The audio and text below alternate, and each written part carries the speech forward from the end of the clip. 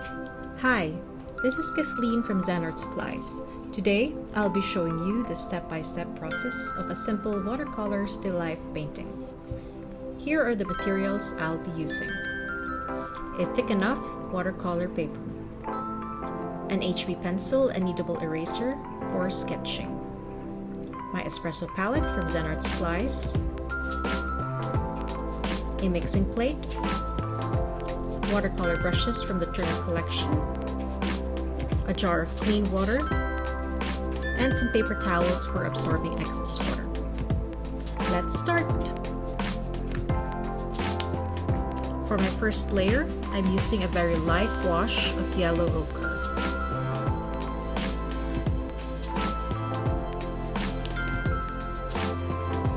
And I'll paint it over the whole area of both clay jars because I want to give them that nice warm underpainting.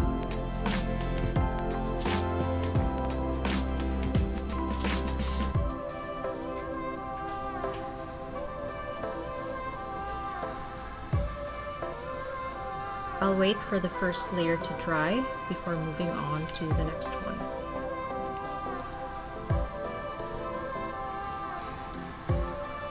Now I'm mixing yellow ochre and raw umber to create the lighter values that I need for the jars.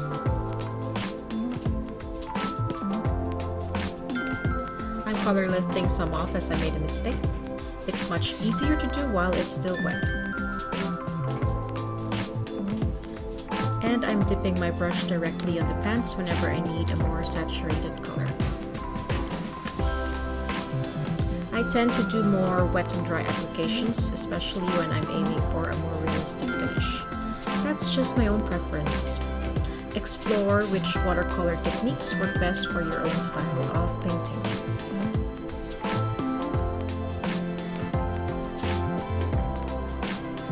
I'm getting a very dark raw umber to paint in the deep shadows for the horizontal jar's opening.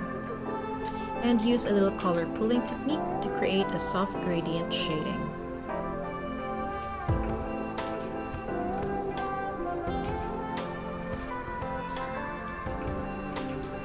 I tend to work in sections when I can, so each area has some time to dry before I circle back to them. If you really can't wait, you can use a blow dryer to hasten the drying time, but this can affect the textural effects of your washes, so keep that in mind.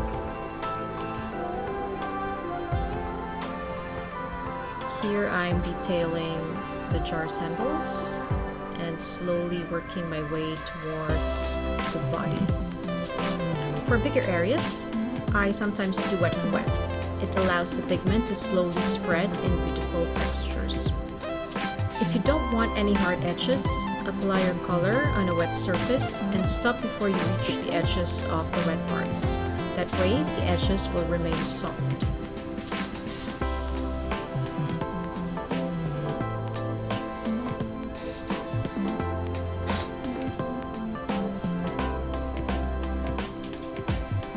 Now I'm going back to the upright jar and painting in the deep shadows.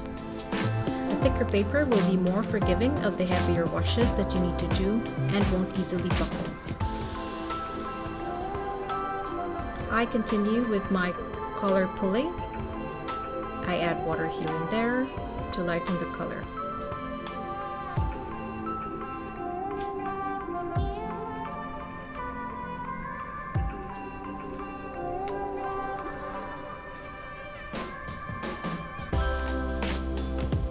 A good sized round brush with a nice pointy tip is perfect for this.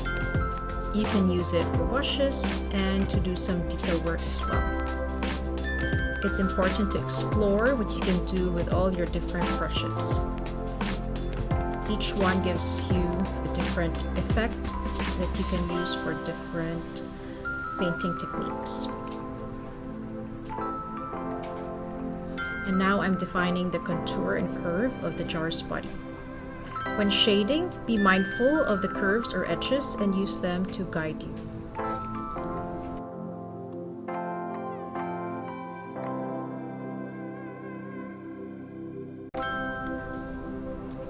Now I'm going towards the tall neck of the jar and painting in the shadows.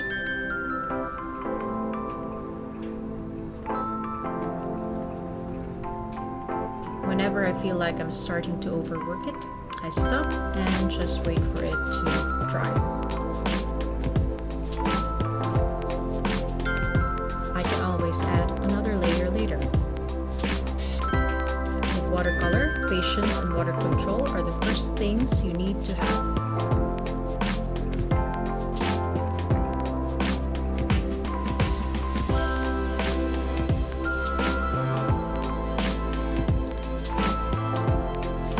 The jars are finally starting to look three-dimensional. Having the right amount of contrast between deep shadows, highlights, and midtones makes for a compelling composition. Whenever you feel like there's something missing from your work, check your tonal values. More often than not, that's the culprit. I'm refining the shading on this horizontal jar, darkening the shadows, and defining the midtones.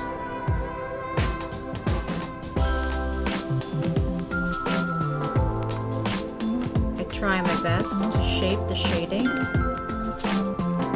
and the shadowing along the jar's curves.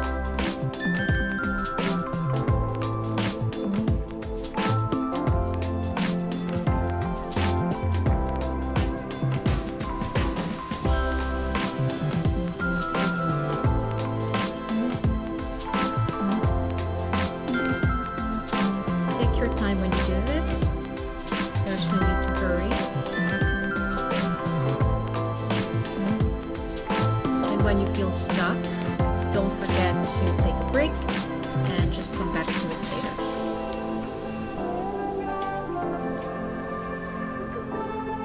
Here I'm deepening the shadows.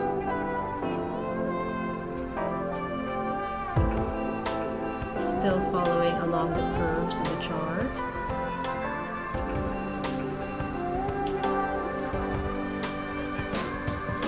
And shading it in a more textural way because it gives it that nice rough finish.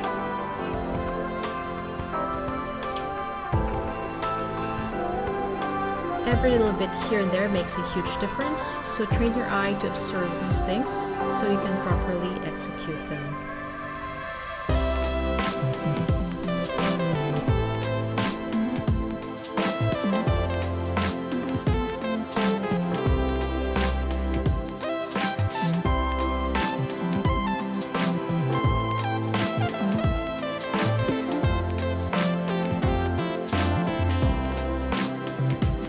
Now I'm using two colors from my Serena palette for the background color. But first, I paint a gentle wash of yellow ochre on the left side for that glowy effect. Then I use a very light wash of indigo for the rest of the background and the table surface.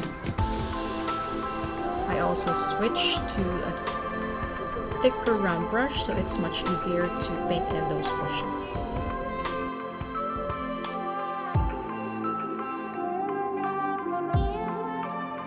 The paints gray and indigo are two beautiful subdued colors from the Serena palette.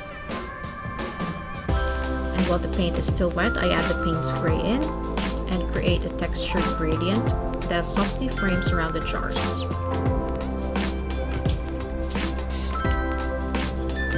Paints gray has this beautiful granulation. Once the background is done, I work on the table surface using a mix of raw umber and Prussian blue. I paint in the cast shadows and deepen the tonal values of the surface. Again, patience is key. Remember that watercolor tends to dry lighter than when it was wet. So if needed, just add another layer to deepen those shadows.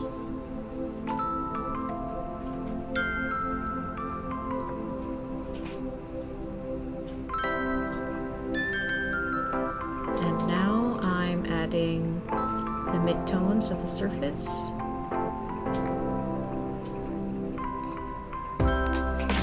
And I take a look at my work, and I add all the final touches that are needed here and there.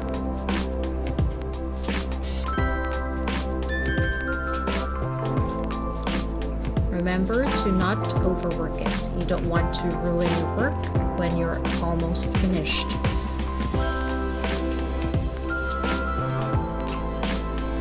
I add the texture of the mouth.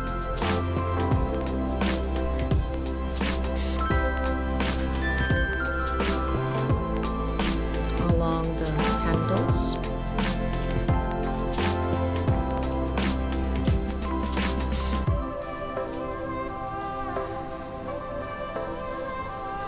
And I refine the edges of the jar where it meets the cast shadow so that they meet seamlessly.